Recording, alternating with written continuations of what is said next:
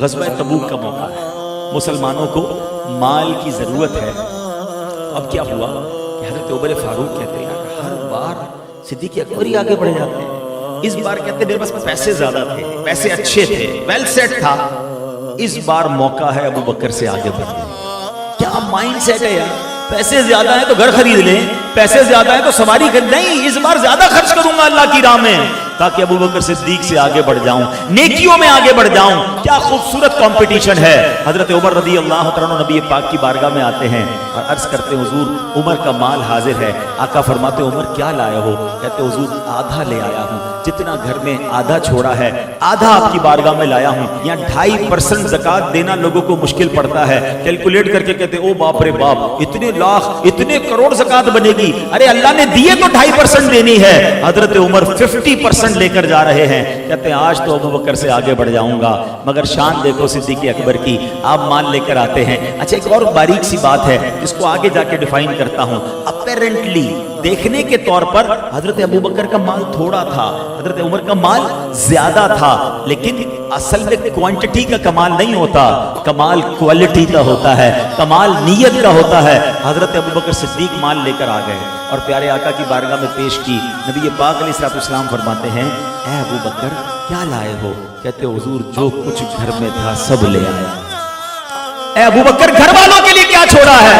اللہ اکبر، کیا تاریخی جملہ فرماتے ہیں، کہتے ہیں اللہ اور اس کے رسول گھر والوں کے لیے کافی ہیں۔ اللہ اکبر، یہ ان لوگوں کے لیے جواب ہے جو کہتے ہیں اللہ ہی کافی ہے، یقیناً اللہ کافی ہے، مگر رسول جس سے راضی ہو جائیں اس کے لیے اللہ کافی ہے۔ رسول کو ناراض کر کے اللہ بھی ناراض ہو جاتا ہے۔ اب ابو بکر صدیق کا جملہ سنو، حدیث کی کتابوں میں لکھا، کہتے ہیں گھر والوں کے لیے اللہ اور اس کا رسول کافی ہیں۔ اب سنو کیا مرتبہ ملا، ریسپیکٹ کیسی تھی، امتحان میں پاس کیسے ہوئے کہ اللہ اکبر۔ حضرت عمر کہتے ہیں اس دن میں نے جان لیا میں کبھی ابو بکر سے آگے نہیں بڑھ سکتا۔ کیا شان ہے ان صحابہ کی، کمپٹیشن بھی ہے تو نیکیوں میں ہے۔ اچھا اب جبریل امین آتے ہیں نبی پاک علیہ السلام کی بارگاہ میں، جبریل امین آتے ہیں اور آ کر کہتے ہیں کہ حضور اللہ کریم جو ہے ابو بکر کو سلام ارشاد فرماتا ہے، اب رب کا سلام ابو بکر کو دیجئے اور ابو بکر سے پوچھئے کہ ابو بکر کیا اس حال میں تم رب سے راضی ہو کہ تمہارے پاس اب کچھ نہیں ہے؟ آج تو تھوڑے پیسے کم ہو جائیں کاروبار ڈاؤن، آج کل ڈالر کبھی اوپر کبھی نیچے، ہر بندے کا موڈ کبھی آف کبھی آن، مارکیٹ اپ مارکیٹ ڈاؤن، لاکھوں روپے کروڑوں روپے پھر بھی موڈ آف ہو جاتا ہے، یار تھوڑا نقصان ہو گیا، مارکیٹ ڈاؤن ہو گئی۔ حضرت ابو بکر صدیق کا حال پتہ کیا تھا؟ گھر میں ایسا جھاڑو لگایا تھا، ایسا سویپ کیا تھا کہ گھر میں کچھ نہیں، کرتے کے جو بٹن تھے نا وہ بھی کانٹے کے تھے۔ نبی پاک علیہ السلام کی بارگاہ میں جب جبریل امین آئے تھے نا اللہ کا سلام لے کے، جبریل امین کے جو کرتا تھا اس پر بھی کانٹے لگے ہوئے تھے۔ نبی پاک نے پوچھا اے جبریل آج یہ کیسا لباس پہنا ہے؟ آئے جبریل امین کہتے ہیں حضور صرف میں نے نہیں،